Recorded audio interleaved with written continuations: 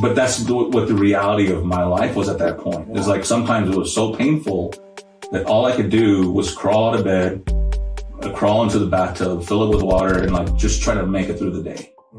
Right? And there were times at which that I had no desire to eat. So I would be at the table with my whole family and everybody's eating. And I'm just sitting there with an empty plate because I don't want to eat, but I want to be with my family. Right.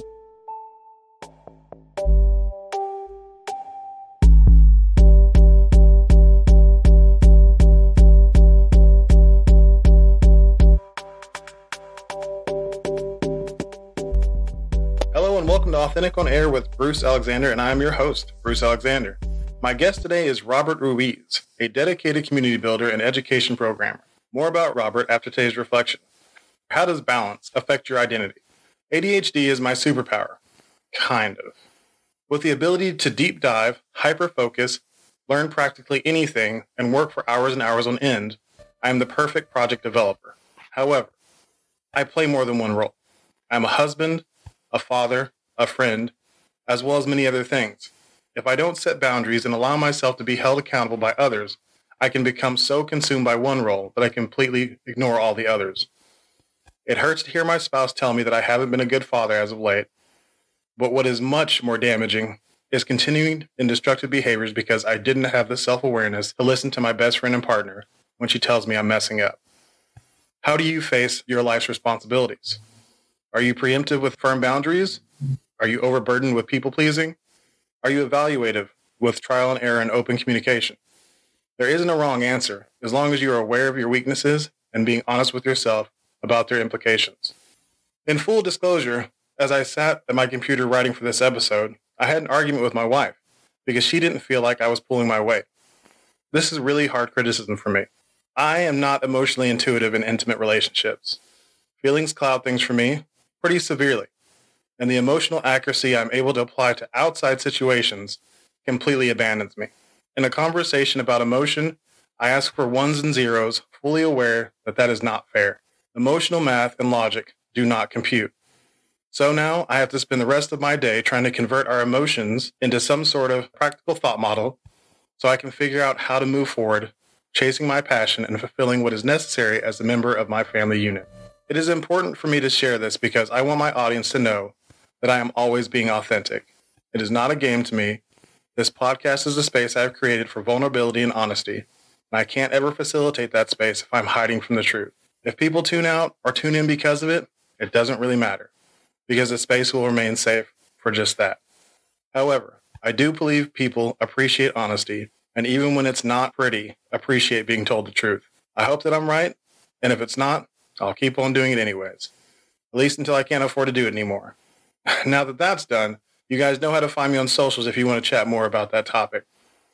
I know I generally intro my guests with lots of complimentary words and touching stories about how they have affected me. Unfortunately, my endless well of close colleagues and friends couldn't last forever. At some point, I was always going to have to start interviewing people I don't really have personal relationships with. Although we do not have deep history together, I have networked in the same circles as Robert before and have even attended a small group lunch with them.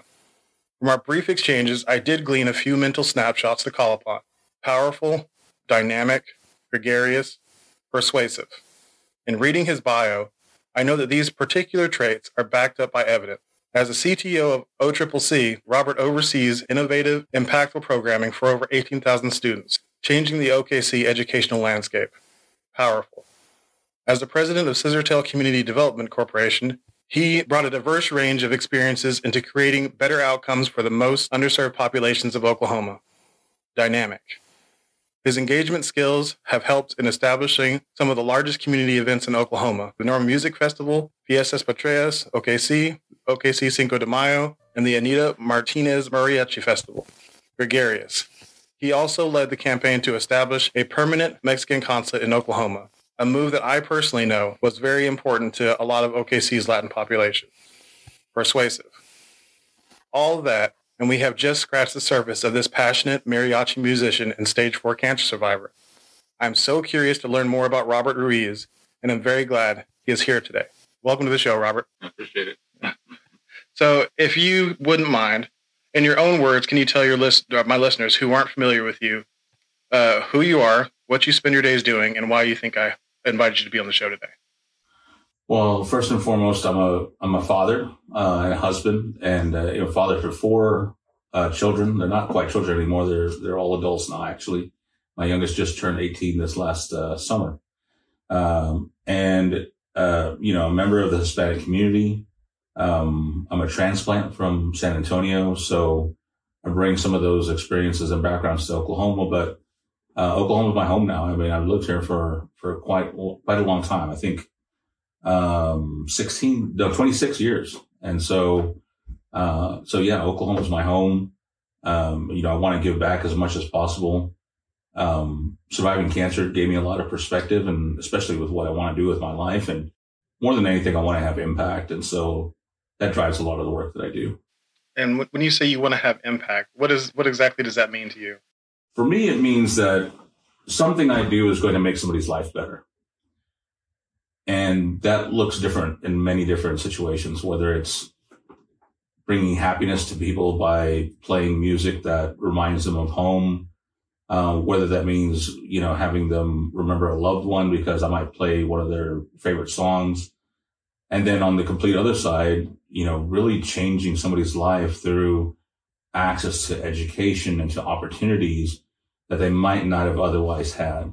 Bringing families closer together because they're able to have a shared experience that they wouldn't have had otherwise. There are children in this community that have never known a year where they haven't had Hispanic festivals accessible to them because of the work that I've done. And so that means a lot to me. And whether people know that I founded those festivals or behind those, that really doesn't matter to me.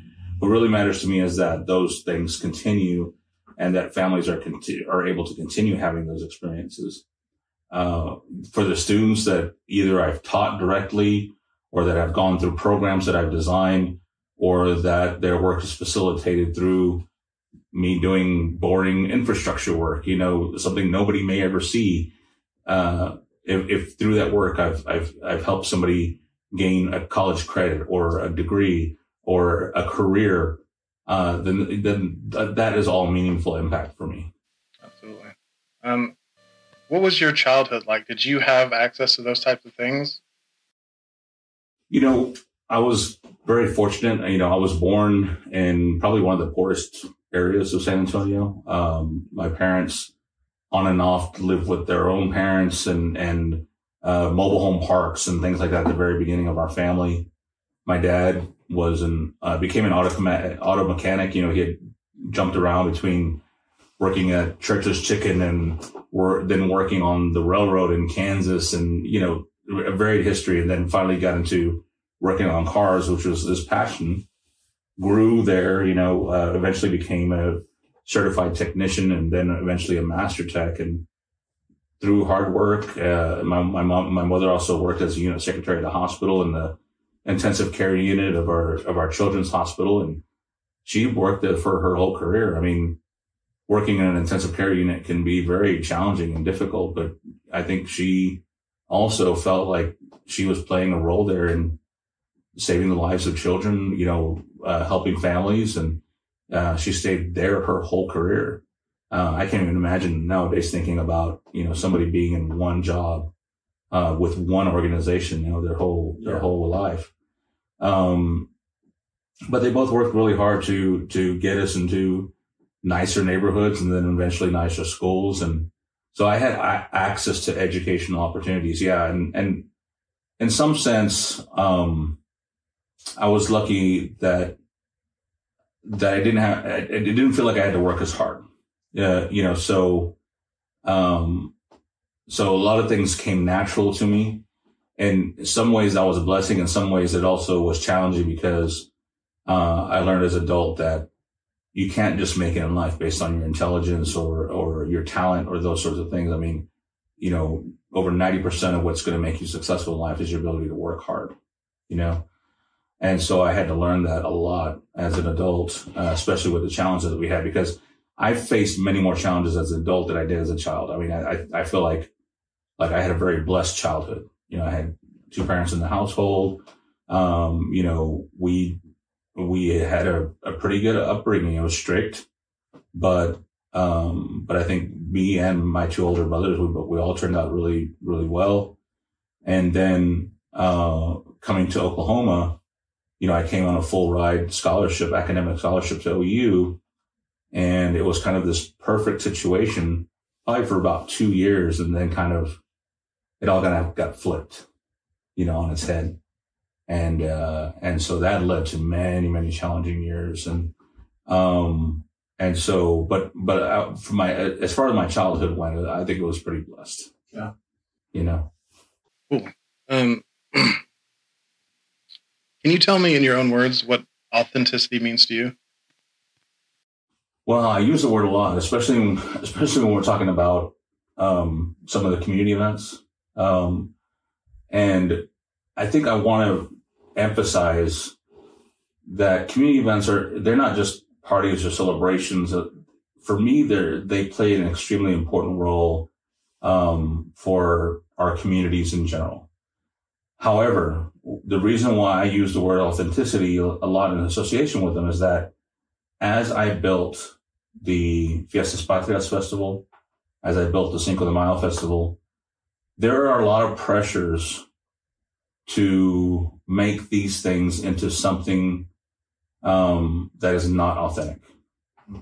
And so for me, it was very important that these festivals really serve the purpose of bringing families together, of making sure that children that are growing up here in Oklahoma, of parents who didn't grow up here, are able to have some of those shared experiences in an authentic way. And that means that their culture is being presented in an authentic way. It means that those histories are being presented in an authentic way. And, you know, and the ceremonies are authentic. And so that means that they're not somehow changed to fit somebody else's idea of what these things should be. And so for me, when I talk about these kinds of experiences, that's where I use the word authentic, is because we also had to build a critical mass, right? So I would often get criticized as like, Robert, well, you don't do enough to reach out to the mainstream community or the non-Hispanic community or these sorts of things, especially in the beginning of the festivals. But I knew that the festival starting out really had to build a critical mass of history and trajectory to make sure that those events were going to be able to maintain authenticity.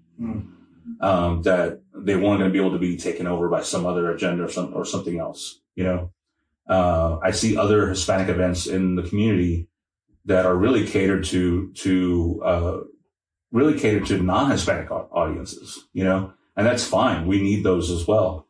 But for me, it was always about maintaining that authenticity, growing to a critical mass where those are going to be able to keep that authenticity and then invite the community in, the broader community in. Because now that actually benefits everybody, because the people that are coming in from outside of the Hispanic community are able to trust that what they're seeing is an authentic representation of that culture. And so in that sense, that's a lot of the word. The reason why I use that word authenticity is in relation to that word, you know? Yeah. It's interesting because I hadn't even thought of that tie-in to how I view authenticity, about being genuine in yourself. Thinking about an event like that, I could see how authenticity would be very important, both to the people that it's supposed to, the end user, and to you yourself trying to put it on. And so I think that, that brings up a few new questions. First, how hard is it for you to be so focused on making this, whatever event it is, authentic, and also be authentic yourself? Because that's a whole different battle whenever you're trying to do things to, I've set up events before. Like, I understand how you have to rub elbows and talk to the right people. And sometimes an opportunity comes to sacrifice yourself to get the thing that's going to be right for the event. Is that something you've ever struggled with? Oh, absolutely. And I've lost relationships because of it. One thing about me being myself and being authentic is my sense of loyalty. So, I remember an instance where I had a pretty powerful sponsor, supporter, that wanted me to get rid of one of my long-term providers and co-organizers of the festival. And, there was obviously an agenda there. I mean, so for me, I'm a loyal person, and I wasn't willing to sacrifice my relationship with the person who really was, not advocating for change and not trying to force me to do something, with a more powerful entity that was really wanting to kind of push me to make a change. Mm-hmm. And so that was part of me being authentic and being true to my value of loyalty. That cost me a relationship, and that was hard because I truly valued the people that were in the organization, and so those things are difficult. And many times I've been put in that position where. So which one did you choose? Which path did you take on that? I think to be loyal. Okay. And so you lost the bigger sponsor who had, a chance to help increase the reach of your event. Absolutely. Yeah, that's definitely a hard decision to make. Yeah, absolutely. It wasn't a hard decision to make, but it was a challenging situation. Yeah, absolutely.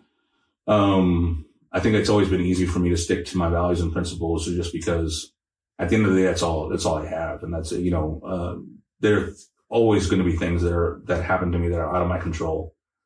But I always feel like if I'm sticking true to who I am authentically, then I always have that to fall back on. So regardless of the challenges that are happening, regardless to the turmoil, regardless to the things that happen to me that are out of my control, as long as I'm doing those things, then I can be happy and fulfilled, regardless of what's going on. Staying kind of along the line of authenticity, something I'm having this really ever-long struggle with is appropriation. So, me being part of a minority culture, I've both been outside of that culture, not accepted by that culture, still respect that culture, and and believe in the growth that is going on there. But I'm also part of overall American culture. I'm pretty entrenched in that as well. I was raised around white people. That became my normal for a very long time. So whenever it comes to somebody saying that something's appropriation, I often get stuck because, having been on both sides, it's hard for me to say. You talking about keeping your event authentic, I feel like there's something that exists that's not, and that is to kind of serve that appropriative audience. Can you speak to that at all?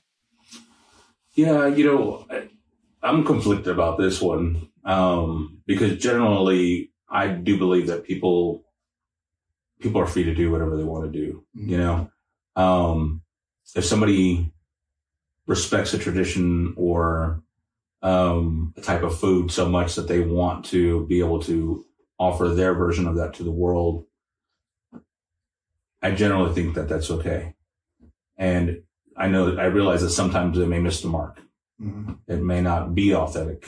And there are some who don't come from the culture and tradition, but have studied and respected and deliver something that is truly authentic, and maybe even add something to it. And so in general, I'm not on the side of telling somebody that they can't do something. But at the same time, I think we are all able to make our choices of what we support.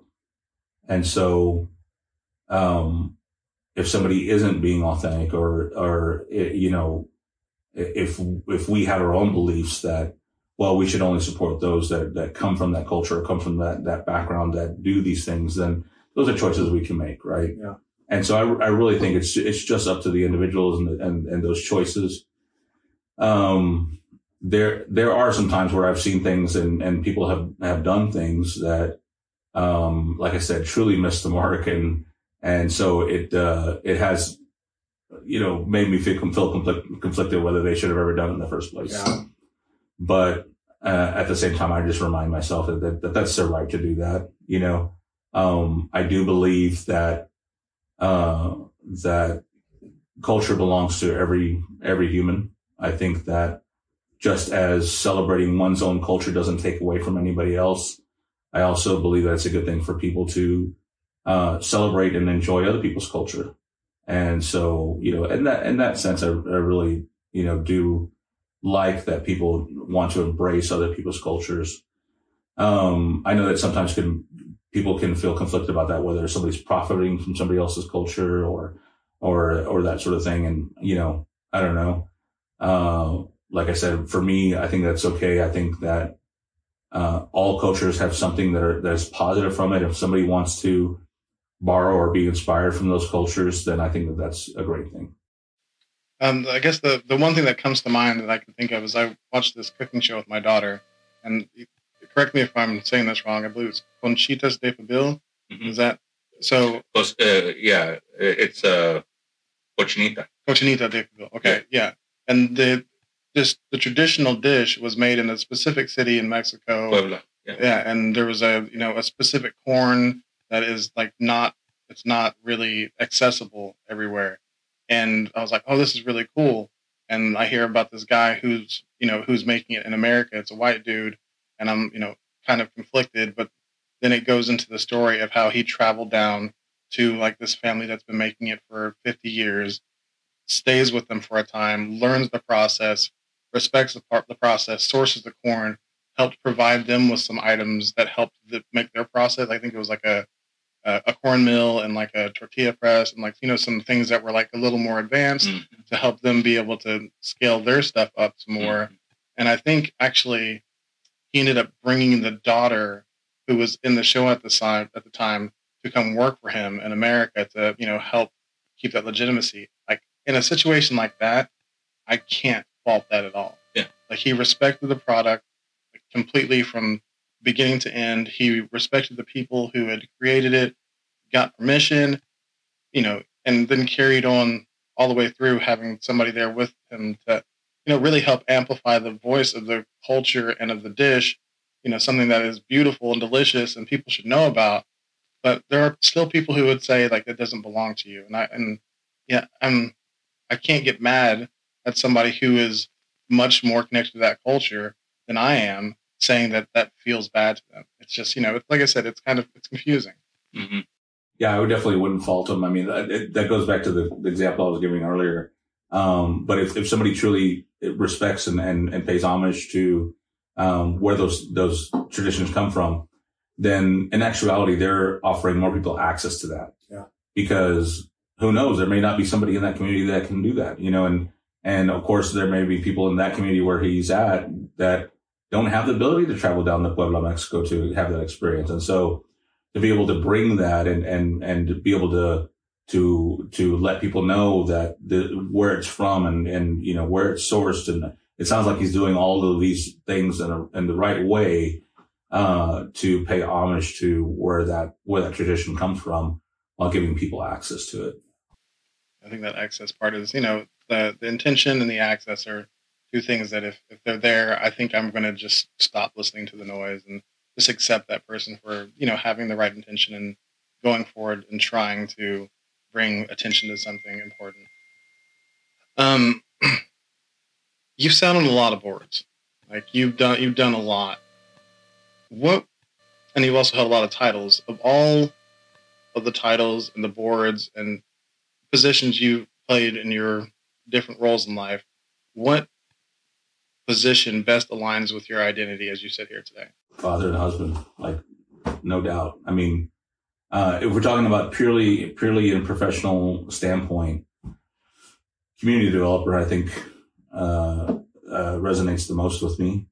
I still feel even in my current role as CTIO, I'm still doing community development work. I'm still doing workforce development, economic development. But more than anything, it's being a father and a husband.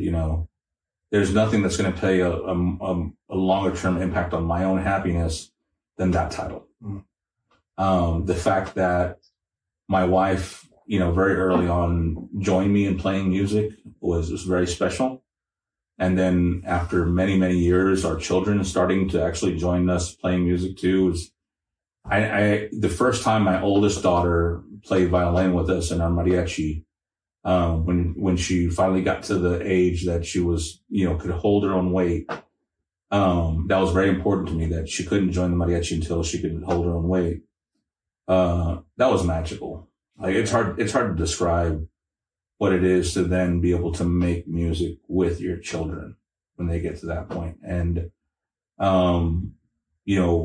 we've had a lot of members of the mariachi, and we spend so much time with them. I mean, I don't think people even realize, because I rarely ever publicated or talk about it a lot, is that we do like 160 plus performances a year.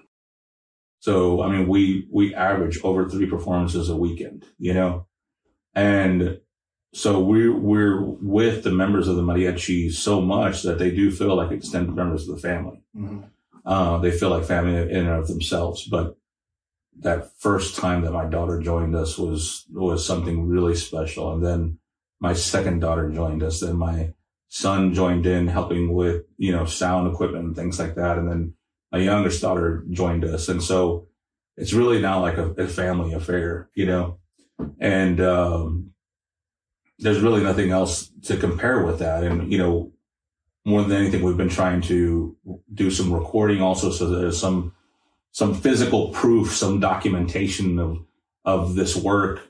I want to have more documentation of my music as well, because I think about my future grandchildren and, maybe great grandchildren, and that they have something of me. They know something of me from that experience. And then my children can say that, yeah, we played with grandpa and we made this together. And, it's just something really special. I mean, beyond the obvious, like, the reward of continuing on a cultural tradition is very important to me.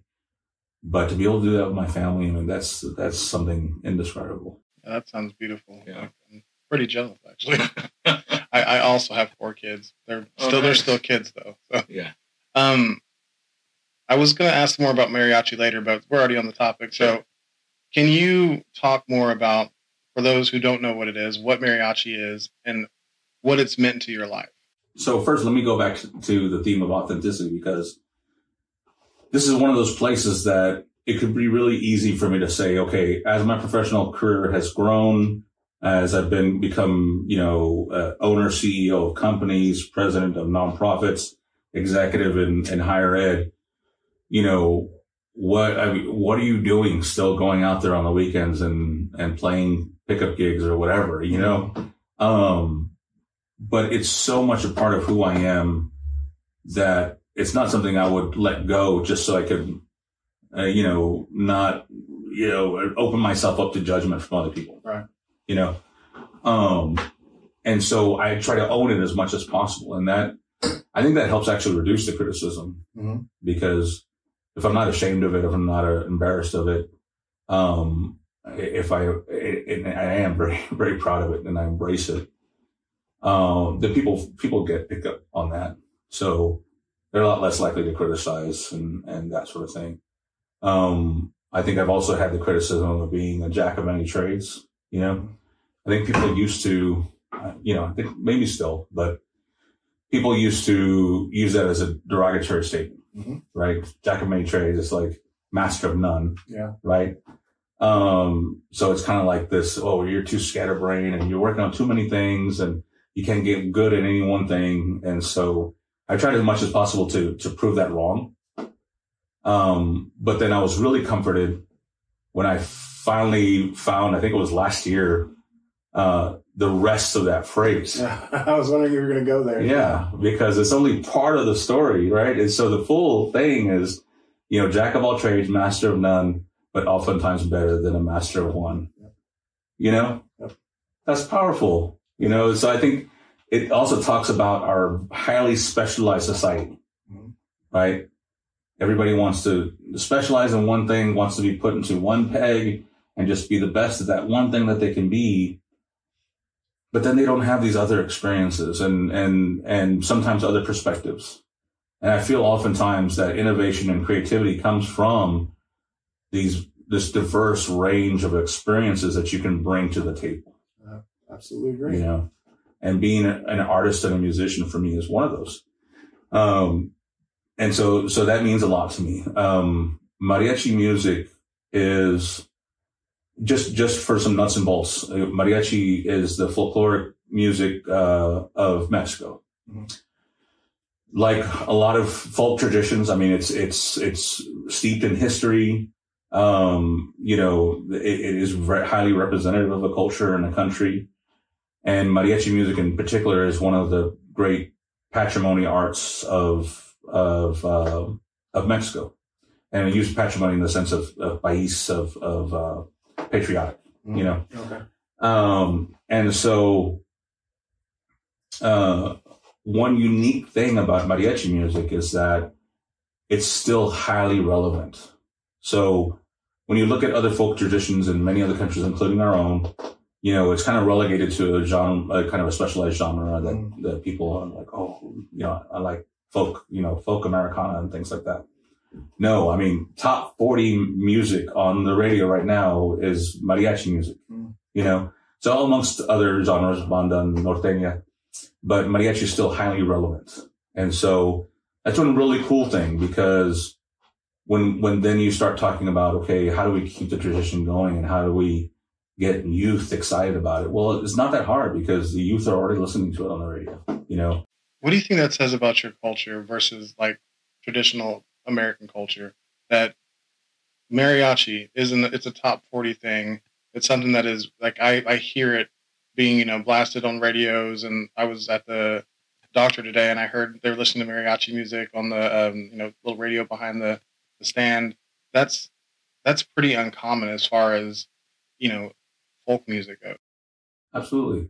And, you know, it still evolves. I mean, mariachi music that's on the radio today, you know, is not the same as the traditional sones from Jalisco at the turn of the 18th and 19th century, you know.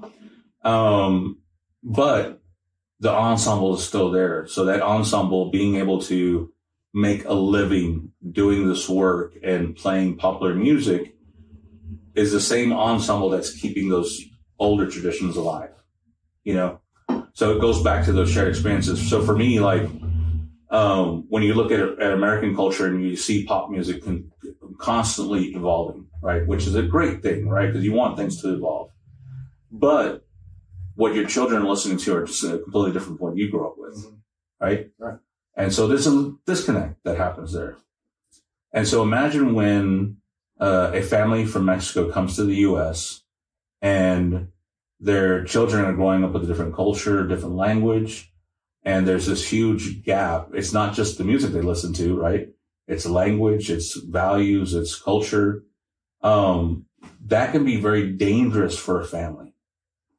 But now if that child still has access to those traditions, to the culture, to the music, and they enjoy listening to the same kinds of bands that their parents grew up with, there are more chances to connect, to stay connected.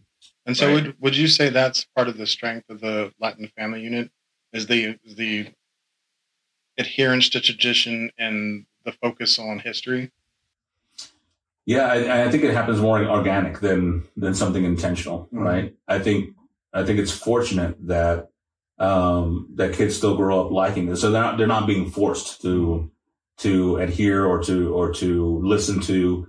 It's something they do voluntarily, and I think that's a huge blessing, you know, in and of itself. And so they're able to stay connected in a way that they enjoy. And then at some point, for the children, when they start getting older, it'll become a sense of pride. And even for Latinos who many times grew up in a different culture, at some point in their young adulthood, I have seen it happen over and over again, they will then at that point try to reach back and rediscover culture. I saw that a lot with the Latinos in college with me that were out of the home for the first time. So maybe for a lot of them growing up with some of these things wasn't cool. But then when they got away from home, they were looking for reminders of that. And so they kind of reach back for those things. And I think that's an interesting phenomenon. And so a lot of that is around just kind of the struggles around identity. I feel like the Latino community has a lot of struggles with identity because different from a lot of different other cultures. I mean, we're an ethnicity, not a race, right? So Latinos look completely different, from each other. And you have all the races that are present. But what ties us together is that history, those traditions and those sorts of things. And so language, not necessarily having to speak Spanish, but some of that language vocabulary, that shared vocabulary persists. And so that helps us keep tied together and to either build community or find community, right? But then at the same time, we struggle. I mean, I've had discussions within groups of Latinos that we struggle with our own histories and the fact that we're all so mixed that, when you trace it back, I mean, some of us, most of us have different mixes of blood, right? So it's like, okay, you had indigenous blood and you have European blood and what does that mean? And there's an internal conflict within people and, cause you don't know how to feel about history, so there's lots of struggles around that. But sometimes it's that identity struggle that actually helps us feel more identified with each other, if that makes sense. Yeah. The collective disconnect with, something solid. Yeah. I think that can bring the entire world together because everybody feels that way at some point. Yeah. And like what Selena's dad infamously said is like, especially for Mexican Americans, he said it's hard being Mexican American because you have to be more Mexican than the Mexicans and more American than Americans, and you never feel like you truly belong. And so it's an interesting place for sure. Do you think that's still pretty accurate? Yeah, I think so. I think that for me, imposter syndrome is real. That's my next question. That's so funny. It's sometimes being the only person in spaces that's like me. Mm-hmm. And so feeling like, do I really belong here or not? And I get over it pretty quickly. I just say whatever I feel like saying anyways, but I do have glancing moments of those kinds of things. And I've become much more comfortable because, I've been, like you were saying earlier, serving on boards. I was one of the youngest board members at the Mary Abbott Children's House when I started there. I would think I'd have been 21 or 22 at the time, maybe. And for a long time, I was the youngest board member on whatever board I was on. But I've been serving on boards for a long time. And partly I understand that the reason why I started on board so young, was because of who I represented, Yeah. And then eventually it became more about not so much who I represented, but because of the judgment and the experience and the perspective that I brought to the table. Where maybe at first I really felt like a fish out of water, but then really felt like I could truly contribute to whatever organization I was volunteering with at the time. So yeah, that's been really interesting. Yeah. Thinking about what you said about imposter syndrome, you spend a lot of time in front of lots of different kinds of groups of people. What are the thoughts that you struggle with as you're going to talk in front of the entire student population, or you're going to I remember you talked at the Hispanic Association, and I don't feel any of that. So that good job at covering it. But what are some of those thoughts that cross your mind before, during, and after you have to speak to a group of people? I think the imposter syndrome doesn't set in unless I'm kind of just sitting in a space. Mm-hmm. I feel like when I'm going to go speak to somebody, I feel like I've had a pretty good ability to be able to connect with people. And so that's kind of my first priority, is like, how do how do I connect? How do I find something in common? I'm used to being a performer. So being in front of hundreds or thousands of people is not a new thing for me. Of course, speaking is a little bit different from singing and performing, right? I have more of a comfort level in singing and performing than I do speaking. But at the same time, it's not something I'm necessarily nervous about, but it's something that I do know and I do have the desire to be better at. I often look at people who speak on a regular basis. I'm often really inspired about many of the African American pastors and leaders that I've talked to because there's an eloquence there that is just so beautiful to listen to that I wish I had when I was speaking to people, and I wish I had the ability to communicate the way other people communicate. I think growing up Latino, there was almost an expectation that, well, you're not going to be as good at the verbal arts as everybody else, right? And it was true for me. I mean, the only reason I got a National Scholar designation was because of my math scores on my PSAT, because my verbal wasn't as high. So even though, I considered myself a very intelligent kid and excelled at academics, I still knew that I was lagging on the language aspect of it. And so that's always been a challenge for me that I felt like I needed to overcome. I've been getting better at it, but definitely something I still want to improve on. But when I'm in those spaces, it's really just about connecting. So almost like I'm a performer in that moment. And so the imposter syndrome doesn't sink in as much when I'm in that situation as when I'm sitting down as a part of a group and just looking around and reflecting and thinking to myself, It's when I have a moment to think about it that I start, sometimes feeling like.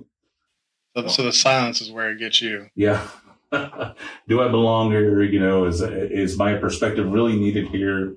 Am I valued here? Some of those questions come in, and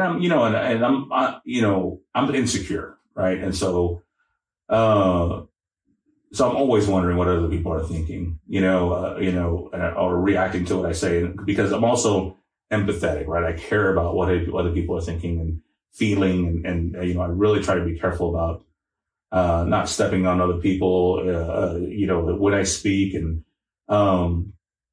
but then I have this other conflict of this value of saying what I believe, right? So then I will give my opinion. I'll be pretty strong about giving my opinion, but I understand that when we're in these group discussions, there's a value also to having robust discussions, even if they're uncomfortable. Absolutely. And so I since I value that, I'm okay playing that role. But then I understand that, especially if I'm a part of a board or if I'm a part of a leadership team, that once we make a decision and once we leave that room, that we're all on the same page, right? That I don't have any power as an individual outside that room. Where I have power is as a group inside that room. And I think that's important for people to understand, especially as they enter into public service or as they enter into some of these volunteer leadership opportunities, that it can't be about them, that it has to be about the institutions that they serve, and to understand their role in those, when they're in those situations. And then to understand, as much as they can have those robust conversations and bring their perspective, at the end of the day, when the decision is made by the group, that they need to be able to take that forward. And if they can't do that, they might not be the best, person for that role. Yeah. And so, I think that's something also important for us to learn as leaders, is how to best serve the institutions that we're at as well. And that kind of, brings up a question we've talked about before on the show, and that's, how much of yourself are you willing to sacrifice for either the greater good or for your own dreams and ambitions? Sometimes you have to, whittle a little bit of yourself away to fit into your dream job or something that you feel like will serve your purpose better than what you're currently doing. How do you feel like that's an authentic thing to do? Well, first of all, I don't think it's always necessary. I think that you always have a choice about how you move forward. Choice. Yeah, for sure. But I also believe that if it isn't the greatest or best place for you to be authentically, that there are ways of moving out of those spaces without kind of like blowing things up. Mm-hmm. You know what I mean? Yeah. And that's important too, because Oklahoma City is not a big enough place to burn bridges or to blow things up, right? And so it's important that as you're making decisions for yourself, that you're also being, extremely sensitive to the needs of others and to your relationship with others, right? That just because you're not in the right space doesn't mean that you have to sacrifice a relationship for that, right? There are sometimes when people test your relationships, and sometimes you do have to sacrifice those relationships, but it's more to keep true to your values. Now, as far as whittling yourself down to be in a position, I don't know, sometimes there are compromises made. Like I said, especially when you're in those group situations, as long as you said what you needed to say and leave it all out on the table and respect the process and the governance structures, then I think you're okay. You're not whittling yourself down because you put it out there. When you're whittling yourself down is when you have objections to things, but you stay silent. Mm. When you see things that you don't agree with and you don't make it known and you don't explain yourself well, because ultimately it's also our responsibility, if we have feelings and if we have opinions, that we do a good enough job of explaining those things.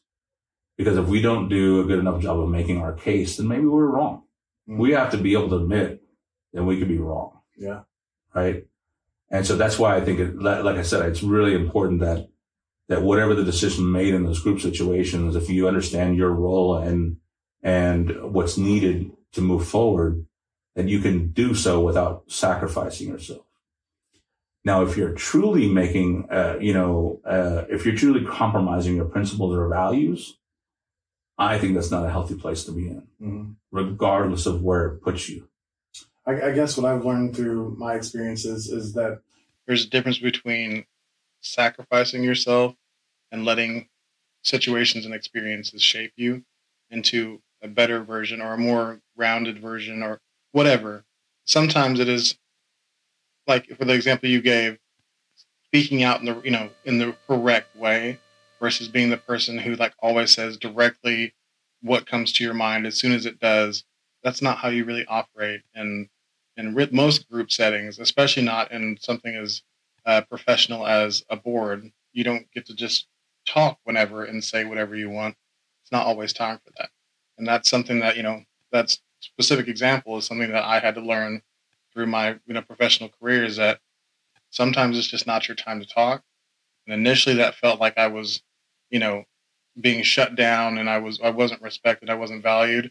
There may have been some truth to that, but I also wasn't respecting the process. I homeschool my kids, but I tell them, there are going to be times in your life where you're not going to be sitting at the kitchen table like we learn. You're going to have to, if you go take your SATs, you're going to have to go to a room where you have to stay silent and you have to follow the rules in order to get that next step in order to enter college. So is that the way that we always act? No, I encourage them to move around, do whatever they need to be able to, pay attention, get the energy out, whatever. But that's not always going to be the case. And you have to respect the systems that you're interacting with and work within their rules in order to be able to be effective and get the things that you need from them. Absolutely. You mentioned processes. For me, that's a high belief of mine, is that I can often trust processes more than I can trust myself. Mm. And because I also have to be humble enough to know that I don't always have the answer. But I know that if I can follow a process, or if we can follow a process that we all agree on, then regardless of the outcome of that process, that we're going to be in a better place because we followed it. Right. Rather than try to force some sort of agenda or anything like that. I did a lot of community organizing work. And one of the really empowering things for me about community organizing work is that I didn't have to have the answers. Mm-hmm. And in fact, I was empowered to set my agenda or beliefs or ideas aside, because at that point, and being a community organizer, kind of like a coach, somebody walking along community members and their journey, it was about their journey of discovery. It's about their development of leadership and their ability to make decisions and exercise their own power.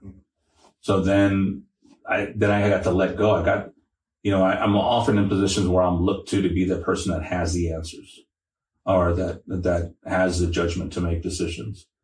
And so that process was exciting for me because I didn't have to play that role in that situation. I could let go. And it was really wonderful because, especially as we worked with people that were very close to the issues that they were working on, they had so many amazing ideas, and it didn't matter what their education level was or any of that, because whether they had any experience in the area of what we were working on, whether they had any education in pedagogy or financial literacy or any of those things that we were working on within communities.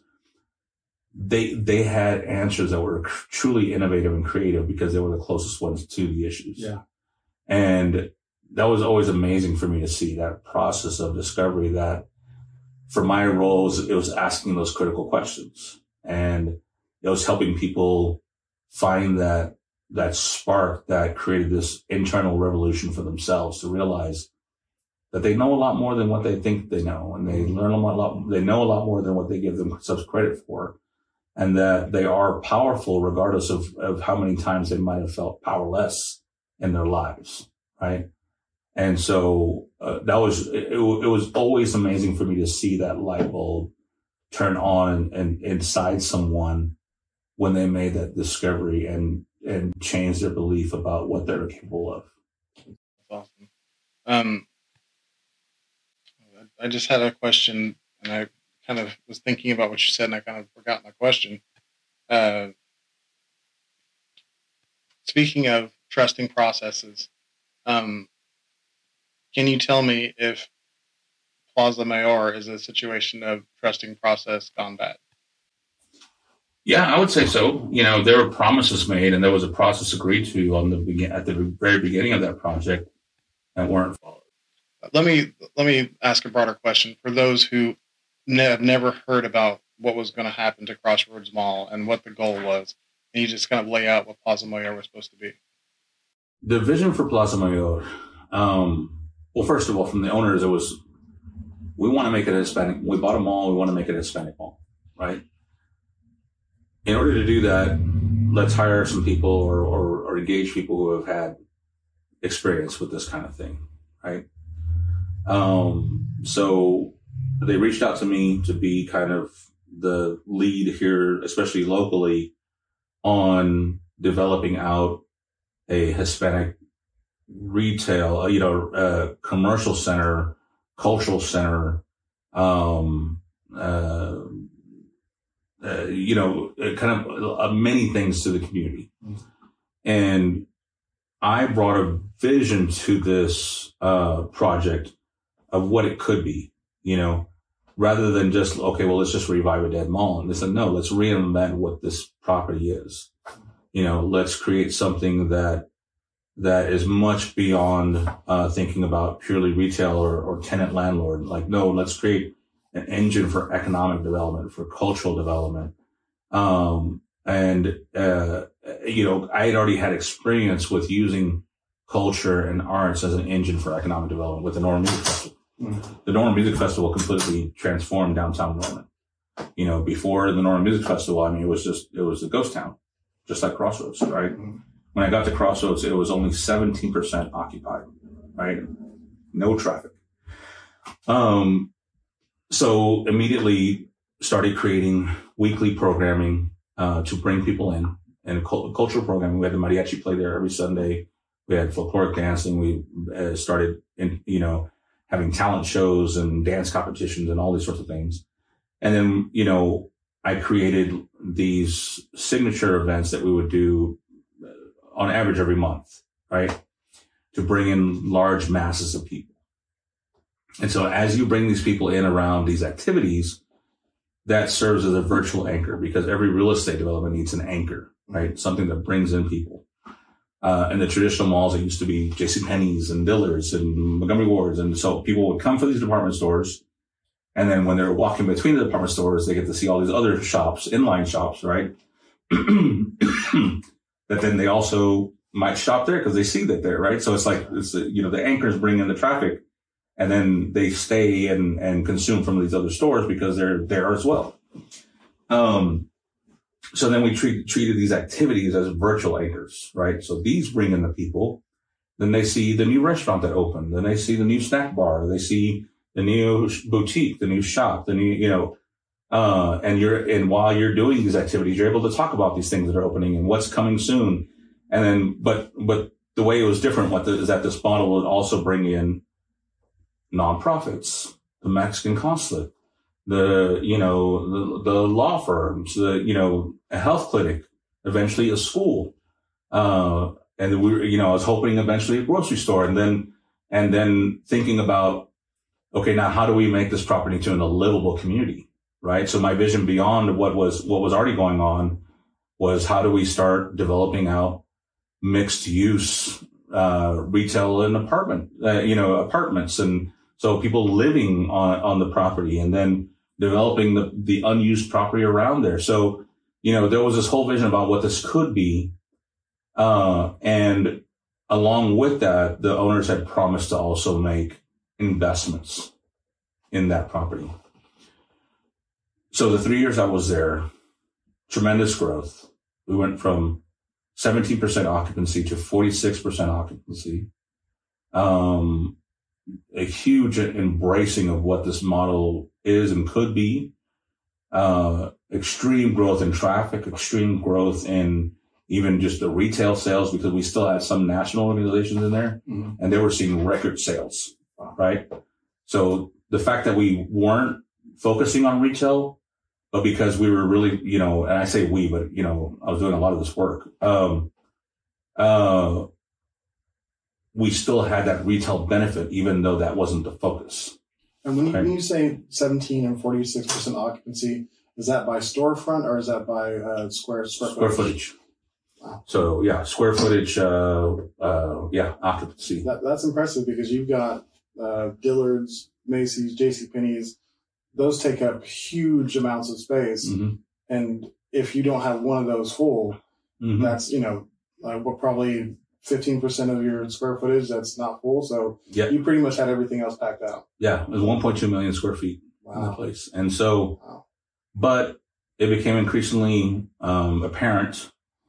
And, I don't know why the reason, and it could have been influenced by one person. It could have been the groupthink or whatever. The investments that were promised weren't being made. Mm. Simple things like, we're going to remodel the restrooms. We're going to fix the entrances. And then the bigger things, like, we're going to build a performance venue. We're going to build an arena, so a lot of these promises that had been made were not being followed up on. We're going to create more seating for families. We're going to do, and then other things that were done at the minimal effort, minimal cost. So it wasn't what it could have been. We built a stage in the center court. It was, not exactly what we had in mind. And, we were going to establish a market, a mercado. And instead of, the whole floor being built out, only one small portion was built out, and not to the vision what it was going to be. So there's just kind of this reoccurring things where, yeah, exactly, the process wasn't followed. So what happened is that it became a huge workload on me and people's belief and trust in me individually to move into the commercial center, into the center. And also it was all of the early adopters, right? So where you have these other Hispanic business owners that were keeping an eye on the project, that if they had seen these other investments happening, then they would have come in. That didn't happen, mm-hmm. right? So we only got the first phase of it. And yeah, really when I saw that the process wasn't going to be followed and these investments weren't going to be made, then I really had to do some soul searching about what, okay, what am I going to do? Right. And so what I decided to do was approach the ownership group and say, look, this is not going the way that we had discussed it was going to go. We've had tremendous success up to this point because we had like things were really positive. Things were growing. Income was increasing. Was there key metrics set up to start, or KPIs? So were you just destroying those and they still weren't doing their part? Well, as far as occupancy and traffic, yeah, we were destroying those. As far as income per square foot, we're probably still struggling there, but for me, it's still early on in the process. And like I said, since some of those other things hadn't happened, those investments hadn't happened, then your bigger rent payers were coming in. And was this income per square foot occupied or income per square foot available? Because one of those is going to be much better than the other one because your occupied space is much smaller. Not much smaller, but it's much more reasonable to put that dollar. Well, and also, for the early adopters, in order to incentivize them to come in, it was dirt cheap rent, right? And so then it was the per square foot rental price of the occupied space, right? And so I said, look, guys, either give me more autonomy on how we you're making the investments in this project, or I'm out, and I think they misinterpreted it to think that I wanted to get paid more. And so they offered me more money to stay, commission structures and things like that. And it wasn't what I was looking for. Right. Because I knew that if nothing had changed, if the initial promises and processes weren't carried out, then it wasn't going to be successful. And so, and paying you more per year is much cheaper than putting in an arena, putting in, absolutely, like building all that stuff out. So they thought maybe if we can just throw a little money at him, maybe he'll hush up about all this other stuff. Yeah, and I knew it wasn't sustainable. There's only so much me as an individual could take that project, right? Those investments had to happen. The other work had to happen. And so I opted to then, rather than take the increase in commissions and pay, move over full time into community development, because I really felt that's what I was doing there. I wasn't just a real estate developer. I was doing community development because I was truly looking at what our community needed.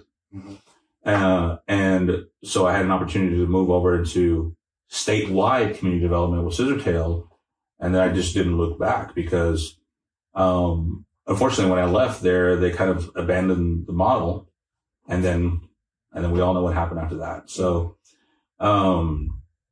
it's unfortunate because I think, and I've said this before in other places, is that my biggest fear came true in that people that weren't aware of what happened there might have thought that, the Hispanic community was not big enough and didn't have enough buying power to support a project of that size. And that wasn't the case. Yeah. That was not the case. If anything, we showed that the Hispanic community is more than capable of making a project like that viable. So what's your perspective on that project now? And what was it then, as far as, do you wear it as a loss, or do you wear it as a badge of honor of you stuck with your integrity, tried to do the right thing, and they weren't willing to meet you halfway, so you had to separate ways? I do wear it as a loss. I wish I had been more successful in that area. I did learn a lot, it was difficult to navigate because I've been used to that point being an entrepreneur. So I had always been the boss, right? I had always been in charge of the projects that I'd undertaken. This is one of the first times where I was actually working for somebody else, right? And where I didn't have complete autonomy over the decisions made during the process. And so it was a learning experience for me. I do consider it a loss because of those things that I feared did come true. And the fact that what I still think is prime real estate sits there empty to this day. And so, I haven't really kept much tabs on it since then. But hopefully something positive gets made out of it. And, I'm really grateful for the fact that one of the deals that I did, participate heavily in was the selling of the anchor to Santa Fe South. Mm-hmm. And so I'm excited that still persists to this day. They have thrived in that space. Of course, they could have been a really great part of something much grander in that property. And so we'll see what the future holds for that. But I'm also not afraid to lose. Mm. That's the thing. Like, I'm not one of those people that's going to be like, oh no, that wasn't a loss. I held to my integrity, my values, and I just walked out. Right? No, wasn't quite like that. But I knew that the situation wasn't sustainable. You said you wish that you had been more successful. What could you have done? I think a lot of it is being more persuasive, laying out my case in a better way to the ownership groups. I think that they made the best decisions that they could make with the information they were being given. And I wasn't always a part of that process of the information that was given. Mm. And so that's always the frustrating thing, is that sometimes people make decisions based on the information that they're being given. It's not that they have any sort of negative intent, right? Yeah. I see it happen all the time. And I think it's easy and maybe sometimes a cop out for us to say, oh, well, they're just bad people. Mm-hmm. It's not the case. It's not, the vast majority of people out there are not bad people, even if we don't agree with the decisions they make or the things that are going on. These are smart people that have had success in other areas. Sometimes they haven't stayed true because it's a new situation. They didn't stay true to some of the things they knew needed to happen in other places. I mean, they weren't afraid of making investments in other properties, right? And so something here was different, right? I wasn't always in the position to be able to communicate that to them. I wish I had done better with the relationships there, to where I was in the position to be able to give some of that information. But like I said, some of it's learning experiences. I mean, people are vastly different, and they come from vastly different areas. And, we need to be able to learn how to understand people and how to make ourselves understood. And we have to take the onus upon that when we're not understood. Right. So I think because of that is why I say I could have done a better job, but I have to be able to recognize that to take it forward to say, okay, if I'm ever in these situations again, then I'm going to do a better job of this. Mm-hmm. And I did, and so it was a great learning experience for me. Like I said, just because you lose, that's not a negative thing. I think people are too afraid of losing or failing.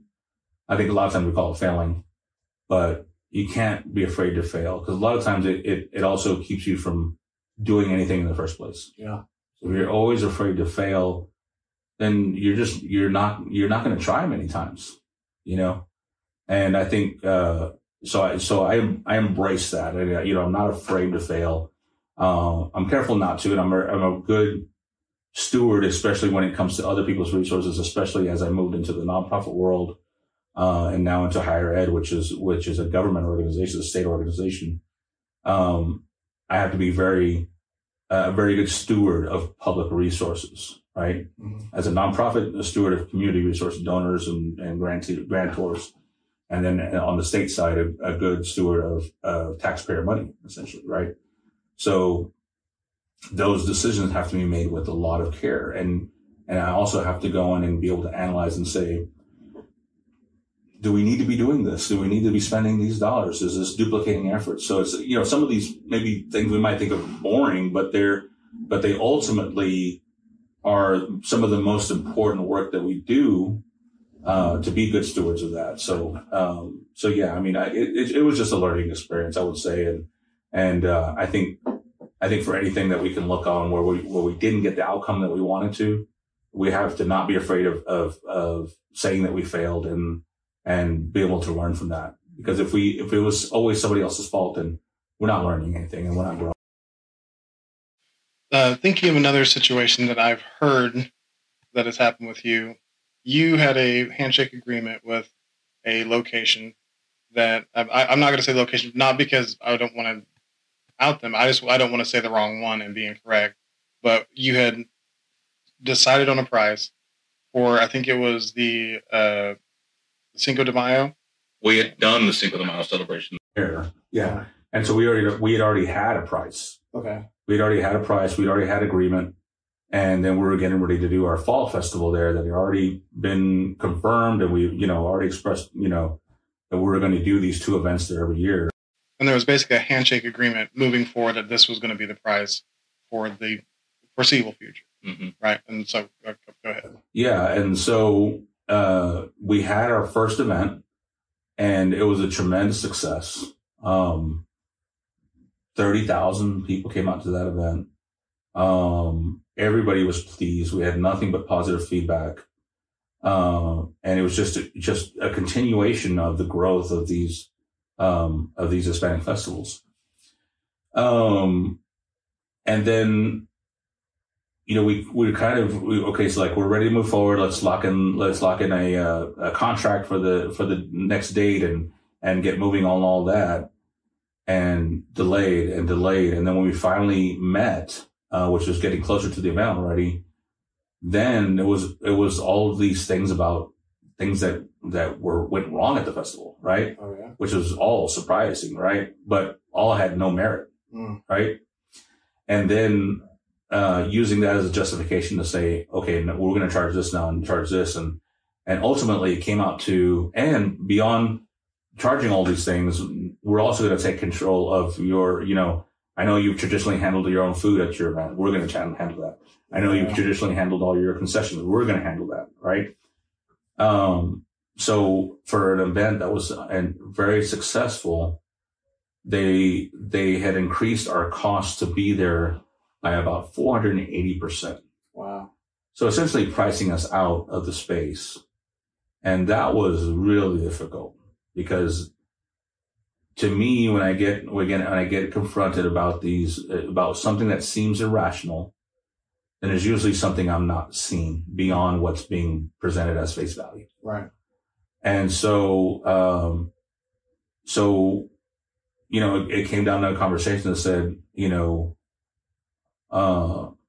hey, if you don't want us there, just let us know. Right. Because this is a completely 180 degree turn from where we were after our first event. Right. And then we were having these discussions and talking about what was fair. And then it was, I guess word had gotten back that one of the things that we're trying to understand why these decisions were being made. I think in a meeting that we had also said, well, is it because of what we look like? I mean, that's an easy conclusion to jump to when something like this irrational is happening. And somehow I think that got back to the leadership there. And then it was like, okay, well, if that's what they're thinking, then we'll definitely. Which to me says that's exactly what we were thinking. And now we're going to blame them for figuring it out. I can't say for sure, because I wasn't there, but somebody that was there related that to us. And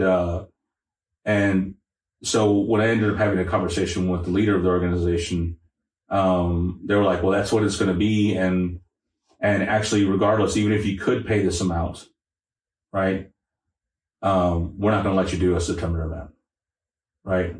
And so this was already 2 months before the event was supposed to happen.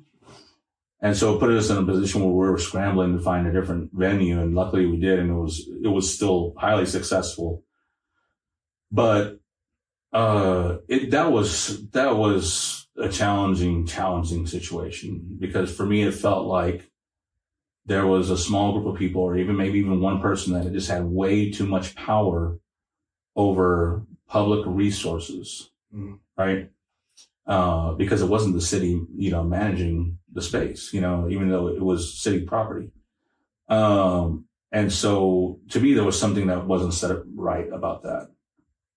And that it did seem like an abuse of power. So, that was difficult.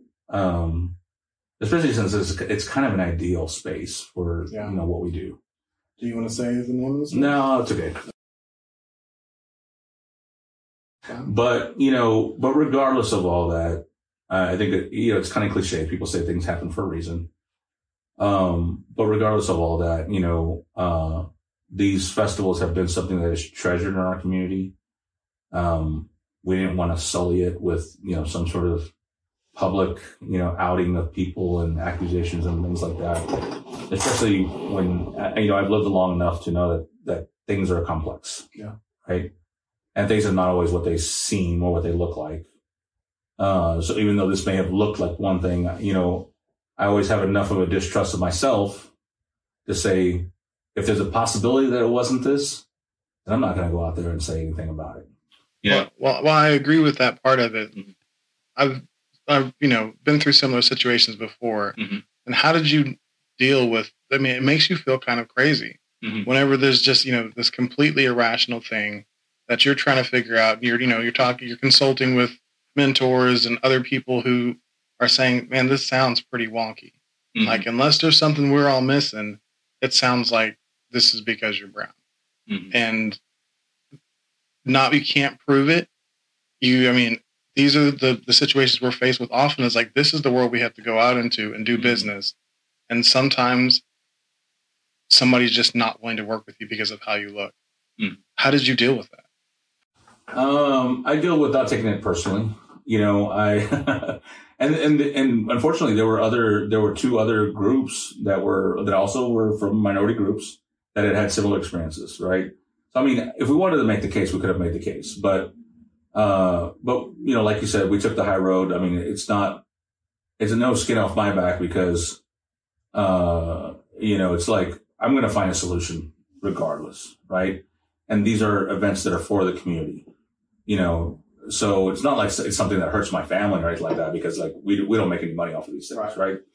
And so I didn't take it personally. We instead of spending our energy and trying to take down this person or this organization, we spent our energy in trying to make sure that there was still going to be a quality event that was available to families, right? And so we did, and it was a success. We barely broke even, so we didn't raise much funds for the community programs that we wanted to raise. We did a little bit better than break even, but given the circumstance, we could have done a lot better for our community programs. But at the very least, we didn't lose, right?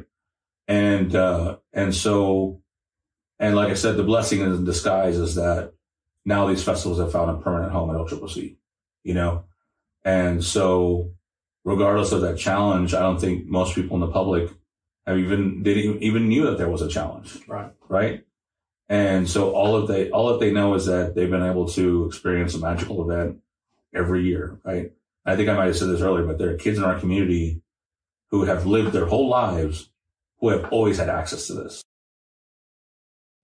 And so as much as I can focus on that, the other stuff doesn't become as important, it's okay. You're very emotionally mature. I'm almost 40 now, but I am trying to be emotionally mature, but it is not something that comes with age. It comes with work. It comes with, knowing yourself and trying to do better. And not everybody takes the time to do that. A lot of people just move through life, letting the emotional maturity be where it lays. And for you to, have taken these, pretty hard lumps and looked at where you could have done better is really impressive. I respect the hell out of that. I really do. Well, I kind of say I've always been, very emotionally mature. I've made a lot of mistakes and said a lot of things that maybe I shouldn't have said. But I appreciate that. And I'm still learning. I still make mistakes. I'm by no means perfect at all. And so, but I do give myself some grace too. Yeah. I know I'm not perfect. And I know I'm going to make mistakes. So I just have to be kind to myself. So kind of switching back to your role as a musician, you have your musician side and your other many hats that are service minded. How does that dichotomy exist between a performer, which is generally a kind of selfish thing, like the attention's on me, like listen to me, like all that stuff, versus being so deep into service organizations and trying to give back. Like, do you ever feel unbalanced in that? No, for me, there's no dichotomy about it. For me, playing is also a service. I mean, it's a community service. I mean, when I play in service of the people that we're performing for. I know that I represent something that's much bigger than myself. None of this has ever been about fame for me or attention for me. It's really been about bringing something that's also authentic to people. One thing about our mariachi is that we're a very diverse mariachi, right? And so we have people from all sorts of backgrounds in our group. And there could easily be this criticism from even my own community that, oh, well, they're not from our country, and how can they do this and whatever, like, that's even the thing we were talking about earlier about appropriation, right? Right. But if you close your eyes, we sound just as good or better than any mariachi that they would be used to hearing back home, and we've been told that by the community over and over again. Right. And so it's not about us. It's not about doing what we want to do, playing our favorite songs or any of that. It's about, do we allow people to escape the things that they're dealing with on a daily basis? Because life is hard for everybody. Life is a struggle. When you have these celebrations and when you hire a mariachi to come play at your house or play for this event, for that event, you want to be able to just like escape for a second, right? You want to be able to remember good times. You want to be able to remember even sad times. There are people who hear the mariachi start playing and they're reminded of a loved one that they lost, and they start crying, but they kind of live in that moment, right? Where even though they may feel sad, there's still this love that's there, right? And so they're able to forget about all the other troubles that they're having, able to just have a moment of feeling of emotion that transports them. And so my role as a musician is to serve the community and make sure people have access to that in the same way that I do every other thing that I do in my life. And in fact, I would say because I'm a mariachi, it makes me better at everything else I do. Because especially since I do so much work to try to improve the lives of my community, the fact that I'm in people's homes and even people's most important events every weekend of the year, I have an intimate relationship with my community that many other people do not have. Yeah. And so I know how people are living. I know what's important to them. I know what they're struggling with. And so that helps inform all of the other work that I do. And so for me, there's not a dichotomy. There's not a separation. One thing is necessary for me to be good at the other. And it's a huge compliment, of the work I do. So. From where I sit, American society kind of breeds a multitude of views on one's responsibilities to their culture. While as far as my experiences have shown me, the Latino community is, of all different backgrounds, place a high priority on improving conditions for Latinos in whatever ways available to them. Do you find that to be accurate? And why do you think it is, if I'm right? I think that that's been my experience. I think that Oklahoma City is a young Latino community. We've only recently grown to the size that we are. And by recently, I mean like the past 30 years, right? But at the same time, I think as a community, we have been doing a really great job of lifting up and developing new leaders, right? There used to only be like a handful, but now there are many people that are representing our community in many different spaces and in a very positive way. And so to me, that fills me with a huge sense of optimism, because there is this focus, it seems, of members of our community trying to have a positive impact on our community, So I do feel like it's all very intentional.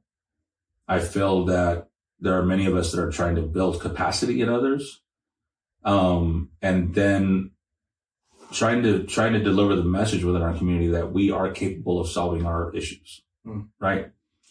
So especially when we're looking at major problems within our community, it's looking at, okay, do we wait for somebody else to fix this for us, which is probably not going to happen? Or do we take the initiative and do this ourselves, right? What's stopping us from doing this? What are the obstacles? Are they real obstacles or are they imagined, right? If we don't have the capability of doing some of these things, then where do we find the capability to do it? Where do we get the knowledge, the education, and how do we tackle these things? And then if this is the problem, then how do we slice off smaller pieces of that? How do we break these off into issues and then use our relationships with other people in the community to organize around these issues, take action, and try to fix something, or try to build something, try to create a new institution. We're at the point as a community where we're able to build our own institutions, right? Yeah. The festival, Fiestas Patrias is coming up, on September 17th, and it in and of itself is an institution now, So our celebrations have become institutions. We're building our own organizations, our own nonprofit groups. We went through that process of community organizing a new financial institution. So now we're creating financial institutions where we might have better access to the tools that we need to build wealth within our community, right? And so yeah, I think there is a concerted effort, maybe not as organized as we would like it to be. And then, sometimes there is that feeling like, okay, well, who gets credit for this and who gets credit for that, and who's being lifted up in the community? Well, if you can put that aside, and if you can put the egos aside, and whether you get credit for something aside, then there's some really, big things that can be done for the community. Yeah. But it's also hard because, and me being authentic, with myself too, is that if I do something, I put a lot of effort into something, I do want the credit. I really want to be recognized for it, right?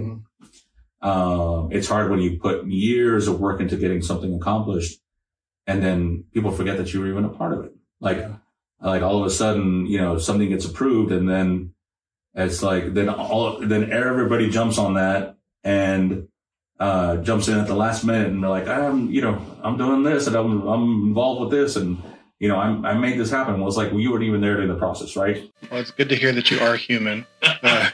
You do have a little bit of weakness in you. I definitely feel that.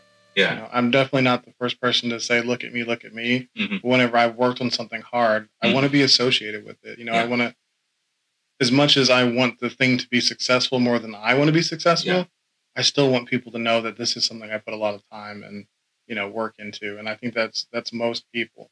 And the people who don't feel that way, like I respect the heck out of them, but I don't really get it. Like, did you ever really care if you were able to not, it's kind of like raising a kid, you put everything into it and you hope for its success more than anything else. Yeah. But you still want everybody to know that's your kid because you're proud.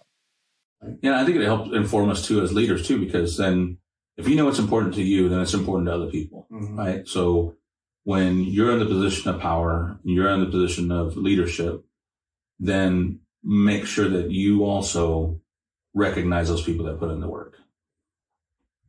Well, I'm going to move to a different section because we could talk about that all day long. Yeah. And we wouldn't really get to know all. I mean, we're never going to get to know all of Robert, but there's some other areas I'd like to dig into a little bit. So as I speak to Robert Ruiz as he sits here today, would it be correct in saying that there was a time that there was a question whether or not you would still be alive to sit here today? Yeah, for sure. Maybe more than once, but in particular, back in 2014, January of 2014, I was diagnosed with stage 4B cancer. So it was cancer that was quite a bit advanced. It had already spread to other areas of my body. It had started in my throat and then went to other areas. I think one of the first questions people have is like, "Oh, well, it's your throat, so it's because you were singing, right?" And it was like, no, it had nothing to do with my singing. I was told that it was a viral cancer. It's kind of interesting, or it was caused by a virus.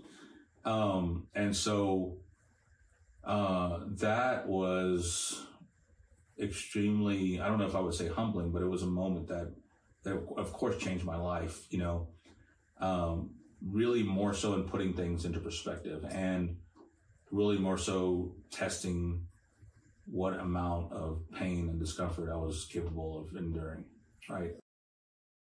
The way you're going to tell the rest of this part just a little bit, like as much as you're comfortable, can you describe the roller coaster of emotions and uncertainty from the time that you start to suspect that it might be cancer, diagnosis, and until remission and on to today? Mm-hmm.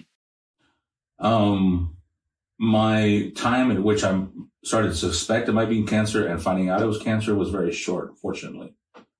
So I had a lump on my throat, and I was told that it was just a benign cyst. And in fact, I was going to be scheduled to have a surgery to remove the cyst, what they thought it was a cyst. And one morning I woke up and I couldn't talk and I couldn't breathe right because I was sick. So I had swollen up even more than what I was, and went to the hospital, and they said, no, there's something else going on here. And so they took me over to OU Medical, where they're able to do more tests and do, radiated sugar tests and find out that it was cancer. And that it was substantially advanced. And so, I had a sizable tumor in my throat, I think because I'm overweight, that people thought, well, and I thought too, like my neck's swollen just because I'm overweight. Mm-hmm. Wasn't the case. Like, I'm still about the same weight I was before I had cancer, but my neck is completely different size than what it was back then. And so I just didn't notice because it happened so gradually. Right. And so when I found out, the impact on me was substantial in the sense of like I said, putting my life into perspective. But I think it was probably even more emotionally damaging to my family, mm-hmm. Particularly to my wife, because then, she also had to think about what does life look like if my husband's not here, what does our family look like if my father's not here? It's like, I think so many times, like the attention is put on the person that has the cancer, right? But not enough times do we really talk about the trauma that it really puts on the whole family, because at some point, every member of the family, the life that they knew is turned on its head. They're thrown into chaos because they're trying to figure out, okay, well, what is this new world that I live in, right? I always kind of come back to like this Garden of Eden story, right? I think that the story of Adam and Eve really is a story about trauma, right? And that whatever knowledge is given to us, that it is that knowledge that throws us into this trauma, right? And then so all of a sudden you're exiled from this place that you thought everything was okay into this world of chaos and pain, right? And so then you have to discover how to live within this new world, this new life. People call it finding a new normal, right? After trauma. But to me, it's a story of trauma, right? And so understanding that every member of the family goes through that and deals with it in their own way. I think it's important for people to understand, because one thing that happened when I was going through the experience is that I was very public about it, and there was a lot of attention on it. And so when I spoke in public and when I was on social media, I always try to put as much of a positive face on it as possible, right?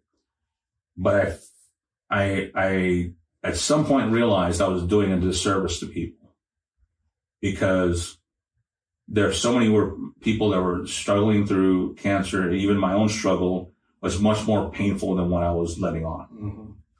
And that was not a good thing, because then I would hear people say, there was a good friend of mine that got throat cancer, very soon after, I had been diagnosed and started treatments.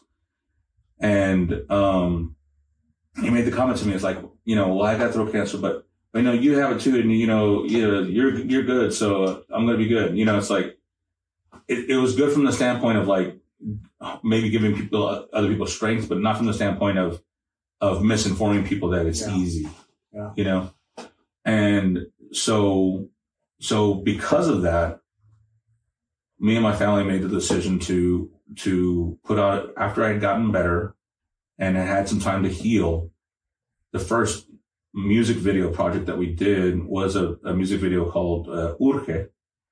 And it took a song that I think is generally understood to be a romantic song, but really gave it a new interpretation.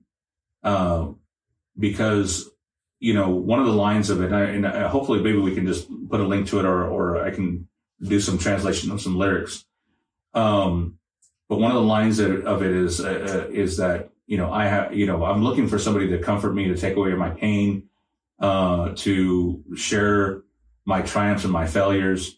And ultimately it's like the last line of the song is that, because I also have a right to live. Mm-hmm. Right. And so, like I said, I think it's usually interpreted in a romantic way, but it felt also very, relevant to the experience that we had. And what we tried to do in the music video was show how that experience affected every member of my family and how difficult it was. Even putting me in very vulnerable places where like, I'm naked in a bathtub, Mm-hmm. And it's like, okay, I'm not a good looking guy, so it's like, I'm overweight, and it's like, okay, I'm going to be naked in the tub. Like, who wants to see that? Hey, there are people, but and there's those out there who like us. Yeah, I'm sure. But that's what the reality of my life was at that point. Yeah. It's like, sometimes it was so painful that all I could do was crawl out of bed, crawl into the bathtub, fill it with water, and like just try to make it through the day. Mm. Right. And there were times at which that I had no desire to eat. So I would be at the table with my whole family and everybody's eating. And I'm just sitting there with an empty plate because I don't want to eat, but I want to be with my family. Right. But it's also sad. It's like, and then like looking at those things that also gave me strength. Like, there were so many people through that process that were praying for me. People that had, giving me notes of encouragement, pieces of gospel to read, like when I woke up, and so, try to reflect all that in that video and help people understand that my family also gave me strength. Like, that even though I was suffering, that it was just painful, I wasn't alone. It was, I had a lot of people around me that were helping me through that. Yeah. And like I said, I mean, for my life, it did change my life. And I told my wife, and I told a lot of people, is that, I would never wish that on anybody, but also I don't regret that I went through that. Like, that's something that has shaped who I am. And so I appreciate that, and the perspective that it did give me, because it's also much easier for me not to sweat the small stuff. Much easier for me to forgive things. Much easier for me to stay focused on the things that are important. Because I went through that experience.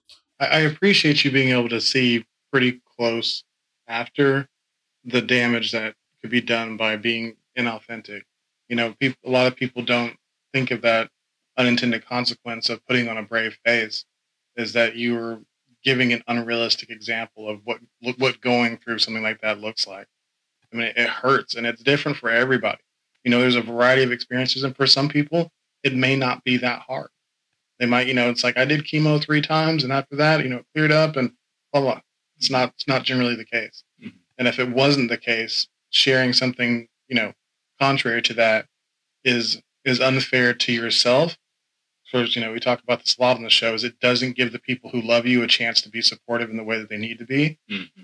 And it also is unfair to somebody else who's going through the same thing and is like, well, that's not what it's like for me. Mm-hmm. Like, is there something wrong with me? Mm-hmm. And that's, being the most yourself that you can be helpful to so many people, because sometimes being strong enough to hurt and be vulnerable and share that with others gives somebody else the power to be able to push through. Mm-hmm. So, I appreciate that, like, big time. Yeah. Man, big thoughts, big deep thoughts. During those days where you were having, the most you could do was just survive the day, and things got kind of dark, what was most important to you? I mean, it's my children, my children and my family, it's, I think that's always been the most important thing for me. There are things, surprisingly enough, as hard as that was, there are things that happened to me that are even harder, and it's always been about, how do I keep my children healthy? How do I make sure that our family stays a family? It's those things that have always brought me back. And I understand that also in the long run, it's going to be my family that matters the most, regardless of what's going on in the career. I, of course, want to have an impact on my community. And hopefully I leave some legacies there. But first and foremost, it's my family. Is there anything that you can share cancer is pretty bad. Yeah. What was worse than that? Oh, the attempted suicide of my son. Oh, wow. I didn't know that. My son, the one thing about cancer is, like, when it's something that's happening to you and that you had no control over, it's easier to accept, right? Regardless of how bad it is. Yeah. I was okay. Like, if cancer took me, I was fine. I worked, I lived a life that I was proud of. I tried to do as good as I could. Tried to be, the best, father that I could be. But it's when things that happen to you that are out of your control, that I feel many times are much more painful. My son had delayed development when he was very young because he had basically a chronic 3-year ear infection that we didn't know anything about because he didn't show any symptoms of it, right? And so what happened is that, so he wasn't able to hear very well for the first 3 years of his life. So then he had delayed development on language, right? Plus with that, he was kind of on the edge of the spectrum for autism. And so because of that, he was picked on a lot in school, and oftentimes, teachers wouldn't see the other kids that were picking on him. They would see his reaction to it. Mm-hmm. Right. And so he was often in a position where he felt like he was being treated unfairly, but he couldn't communicate it. And it built such a huge anxiety that there were times in elementary school where he would just run out of the school. Like he couldn't physically be in that situation anymore. And he ran out of the school. And there was a lack of understanding from the administration about what was going on and what was happening, right? And so my wife and I were brought in, and, we were kind of reprimanded for his behavior, right? And I had to let them know that this isn't behavior that he has at home. He is a loving, well-behaved child at home. That there's something happening here that is making these things happen. Right. We were very blessed that, that he was later able to find an advocate for him at school, that he could trust and be able to still make it. Right. So this school was a great school for my other 3 daughters, but he had difficulties and he carried that with him. Right. Middle school was very difficult for him. He would oftentimes just try to melt into the background and fly under the radar and kind of be lost in some sense. And he wouldn't advocate for himself. He wouldn't, do any of those things, but his anxiety was still there about going to school and doing those things. until there was a day in his freshman year that he didn't want to be there. And in order to not be there, he took pills to not be there. And so, there was nothing like having to carry my son's limp body into the car to take him to the hospital,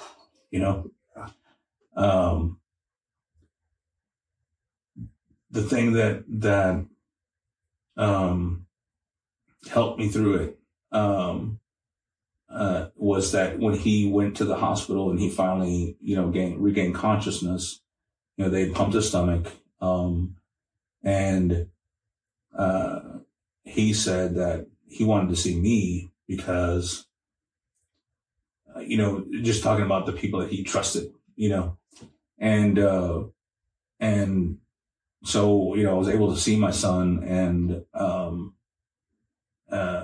unfortunately, because of the attempt, he was taken away from us, so he was put in acute care, and that was extremely hard on me, and especially on my wife, right?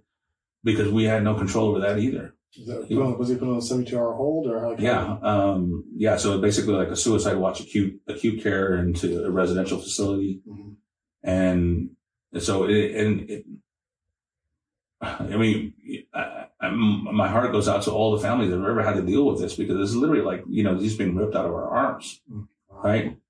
When we felt like he needed us the most. But at the same time, I understand that it's also for his safety and those sort of things.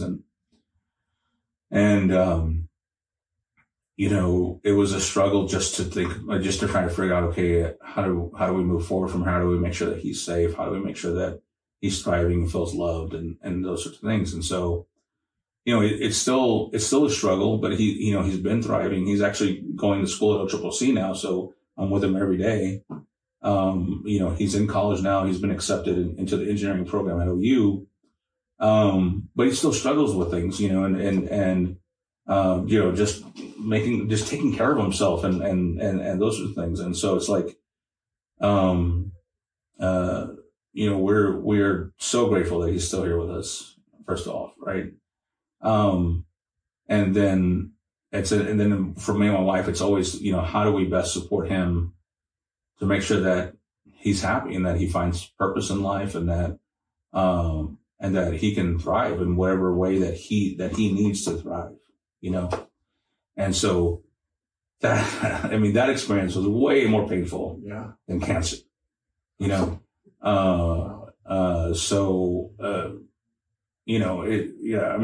so many people have to deal with those kinds of situations, and which has also made me very empathetic and want to serve the community in much better way, because I know that these struggles exist for many families.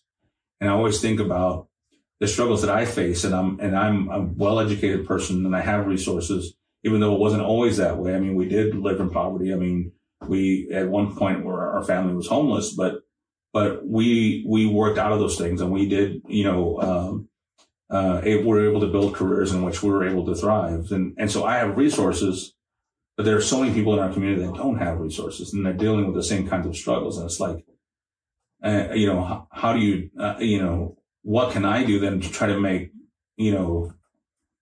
their lives easier, understanding the situations that they may be in, because I've gone through the same sorts of situations, but I have the power to help them, I'll definitely thank you for sharing that. For one, I will tell you that on this show, we are huge advocates for neurodivergence. Like I said, I'm ADHD. My last guest, who's one of my best friends, has a son who's on the spectrum, and it's something that's very important to me. So I appreciate you sharing that story, for one, because I know that it's hard to talk about. It was hard for me to hear, because I have a son whom I love very much, and that's a really tough thing to even imagine. So actually living through it, you did, and that's an important part of that story, is that everybody lived through it, and that's beautiful. But I'll drop a link on autism awareness on this show notes, and also if you know anybody who's being bullied and needs help, I'll drop a link about that, because bullying, we've learned so much more about the long-term effects of bullying. Like, it may not be today or tomorrow that somebody tries to end their life because they've been bullied. It might be years down the road. And if we can get those people help while it's still early, maybe something better can happen for them. And man, that's that is definitely, you've definitely been through some stuff. Yeah, So, but I laughed only because I do understand that there are so many other people who have gone through these things as well. So I know my experience, even though painful, and there are other things too. But people have there's so many people who have had difficult lives. I'm very grateful that I had a very blessed childhood, and I know that there are so many other people that have had very challenging childhoods. And so they're everybody's either been through something or is going through something.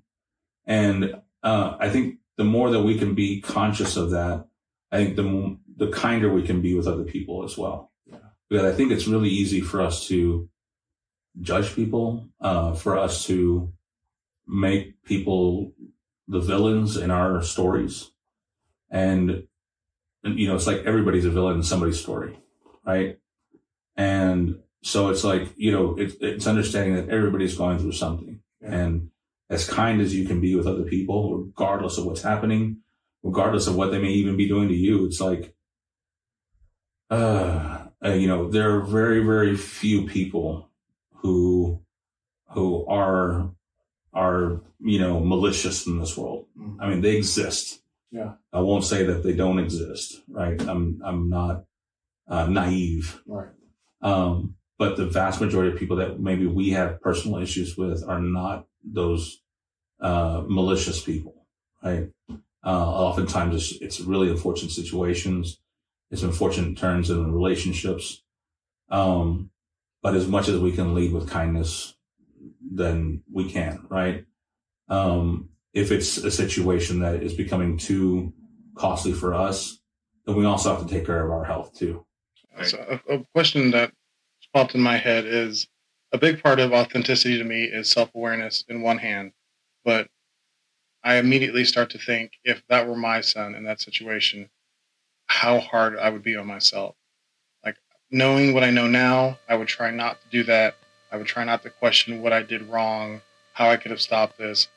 Were you able to be kind to yourself in that situation and give yourself grace, or was that something you struggled with? No, I think my son made it easier for me, and my son made it easier for my wife, because he was able to express how much he loves and trusts us. Mm. And I know that's not always the case. Yeah. I think from that sense, we got off easy, right? But I definitely have had other situations, very traumatic situations in my life. Is that did I cause this? Was this my fault? It was my fault. How horrible of a person I am, or whatever it may be. And there are situations where it's been very difficult for me not to blame myself, or to be kind to myself. But like I said, my son made it very easy for us, in that sense, because he did reinforce how much he loved us and how much he trusted us. And so then it was really more of a struggle of how do we support him to thrive? We're still working through it. Yeah. He had some successes, but still has challenges, but we're there for him every day, and that's all we can do. And that's amazing. You keep knocking me off my feet with these, the honesty, and that actually made me think. So, I mean, we both come from cultures which traditionally being vulnerable is not considered manly. The Latin stereotype of machismo and being very manly, and it's very similar in Black culture that men don't talk about feelings. We don't, this is something that as a culture for my generation, we're starting to grow out of, but it's still pervasive. How do you balance those two things? Like, who everybody expects you to be, and who you know you need to be the best version of yourself for you and your family? Oh man, that's a hard question. I think for me, it was, maybe it's been a long-term evolution, because it wasn't always the case. And a lot of the time, those feelings of machismo and those things come from a sense of insecurity as well. But it's like always putting on this face or this facade, and being afraid to deal with feelings, right? And in a sense, it is a term, a type of escapism, right? Because you are pretending to be something you're not. So you are avoiding that authenticity, right? I think once we start admitting that we have pain, it means we have to deal with the pain. Mm-hmm. So it's often easier for us to say that we have no pain and pretend like it's not there, in order to cope with it. So it's understanding, how do we build the tools to deal with that pain in a healthier way? And how do we get past the stigma of being able to seek help? Mm-hmm. Going to speak to a therapist if we need to, going to speak to, a trusted family member, a religious leader, whoever that person is that you need to ask for help from to cope with the pain that you're experiencing. It's not an admission of weakness. In fact, it's quite the opposite. I think it takes strength and courage to seek help. I think it takes strength and courage to admit when you're experiencing pain. If you can't talk about your pain with your partner, it's also very difficult, because you're almost dooming your relationship, because you're not sharing your authentic self with the person who has the most influence on your happiness in your life. Yeah. More than anything, who you choose to spend the rest of your life with is the person that's going to determine really that happiness for the rest of your life. And I say that not in the sense of like they're responsible for your happiness, because they're not, but the health of that relationship and your ability to be able to communicate with your partner and to be able to share pain and work through challenges is going to be extremely important for how you live the rest of your life. And so being able to get out of that space of machismo or manliness and into a space of vulnerability, like I said, I think it takes a lot more strength. And as far as how I got there, I don't know. I mean, I'm still trying to get there. Right. It's a work in progress. I still don't know exactly how to deal with all the pain that I have, right? But I think I'm doing okay. I'm functional, at least, Mm-hmm. But I think that's a lot of people, I think a lot of us are dealing with things that nobody knows about, and that, we're trying to find the best way to cope and to deal. And as much as we can find healthy ways to do that rather than unhealthy ways, I think is good. And then when we can find healthy ways of dealing with that, then we need to seek help. We have to seek help. Absolutely. For us and for the people that we care about. Absolutely. As I start to round this thing out to a close, it's been a fantastic conversation. I could really keep it going, but I want to respect your time and the time of our audience. So is there anything I didn't ask you about today, or any clarifying remarks about anything that we talked about, or anything that's not on your bio that you'd want to share and talk about? I don't know. I'm sure that we could have, I really enjoyed today's conversation. I'm sure we could definitely try to get back together maybe in a year or so and reflect on some other topics. But not that I can think of right now, but just thank you for inviting me to come do this. And congratulations on your podcast and the conversations that you're having. And thank you so much. Thank you for having me. All right, Robert, if first, let's ask, what does the future look like for you? Do you have any short-term, long-term projects you're working on that you want to share? Well, trying to continue to keep some of these things going. It's funny when we talk about these things being institutions, but the amount of work that it comes into maintaining them is they don't just happen, mm-hmm. right? So Fiesta's podcast is coming up on September 17th at OCCC. A big part of our mission is student success and community enrichment. And so, I take that community enrichment part, both parts very seriously, but this is one of those efforts to make sure the community understands that OCCC is their community college, and that it's a home for the community. Mm-hmm. And so I'd really love to see people out at the festival. There are two other events in the Hispanic Heritage Festival series, which are the Mariachi Festival that we do every other year, which next year will be one of those, next January, February, and then Oklahoma City Cinco de Mayo. Mm-hmm. We just met with the consulate today.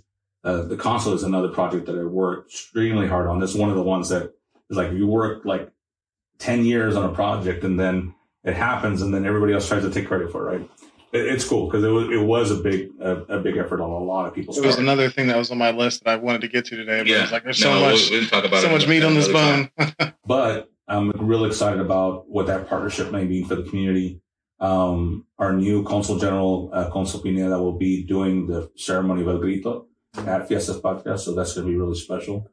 We want to bring up more delegates from Mexico to be able to come be a part of the Cinco de Mayo Festival and some of these other efforts. And I just really want to make sure people have the opportunity to enjoy these things that we've been building over these times and experience an authentic experience, right? So many exciting things going on at OCCC too. Many new initiatives. We're almost, at the point of being designated an Hispanic serving institution, because we're at about 22.5% Hispanic, but wow. Once we get to 25%, we'll be designated as a Hispanic serving institution. So that'll mean more resources for all of our students, right? And then, just look at ways to continually stay engaged and continue to help the community. So very cool. Yeah. Unfortunately, this episode will not be out before Fiestas Patrias. It'll be out probably in late October. Okay. I've got quite a few episodes in the can already, but this has been a very good one. And I will share all your stuff about Fiestas Patrias and anything else you've got coming up because I really do understand how important it is, the work that you're doing. So where do you live online? Where can people find out more about what you're working on? If they want to find out more about Robert Ruiz, where should they go?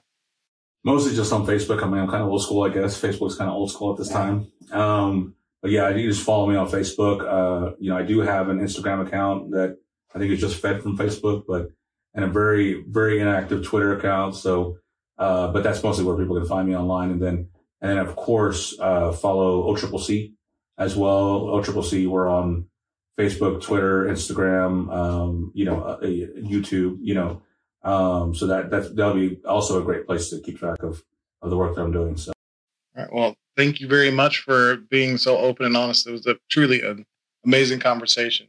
And to our audience, if you enjoyed today's episode, please give it a follow and a like and share it with someone you think might enjoy it too. Also, check out earlier episodes and support the future creation of great content. Don't forget to go over to @Authentic Identity Management on Instagram, Facebook, Threads, or LinkedIn. And we're also on YouTube at Authentic Bruce, YouTube channel for podcast video and bonus content and impactful clips from my conversations with all these great guests. Robert, thank you again for being yourself and sharing so honestly and vulnerably with the Authentic On Air audience. And finally, if you are struggling to show up as yourself in your content, your work, your family, or your life, I would love to help you. Authentic Identity Management does identity coaching to help you align yourself with the identity you share with the world. It's exhausting to live someone else's life. Live authentically and access the potential that belongs only to you. You can contact me on social or email at bruce@AuthenticIdentityManagement.com, and we can set up a free 30-minute discovery call.